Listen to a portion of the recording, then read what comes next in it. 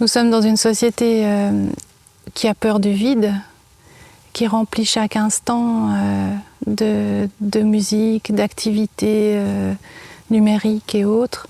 Et la musique classique peut amener une respiration. Je suis Catherine Souter, violon tutti à l'Orchestre de chambre de Lausanne. Nous sommes ici dans une chambre sourde pour parler du thème du silence.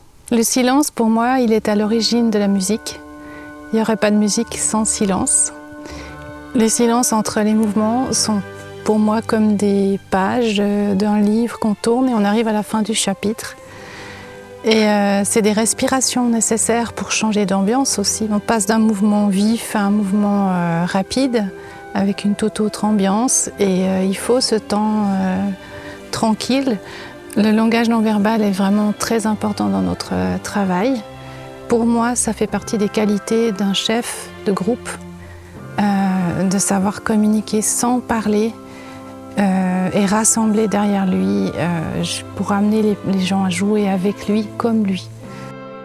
Souvent, quand il donne une image, tout à coup, tout le monde a la même façon de le jouer. Ça réunit énormément les énergies en fait, les musicales. Et à ce moment-là, l'alchimie se crée. Nous sommes dans une société qui a peur du vide, qui remplit chaque instant de musique, d'activités numériques et autres. Et la musique classique peut amener une respiration, une liberté aussi. La personne qui vient écouter peut ressentir cet espace qui n'existe plus, au moins dans les autres musiques actuelles. Le silence est chargé d'émotions avant et après une pièce. Et c'est la somme de toute cette tension que la musique a amenée. Pour moi, le sommet de l'art, c'est quand quelqu'un arrive à tenir ce silence. C'est pas la personne qui fait le plus de notes le plus rapidement possible. C'est celle qui arrive à tenir cette tension et à la vivre et à la faire vivre. La musique et l'art feront toujours partie de notre patrimoine, de notre culture.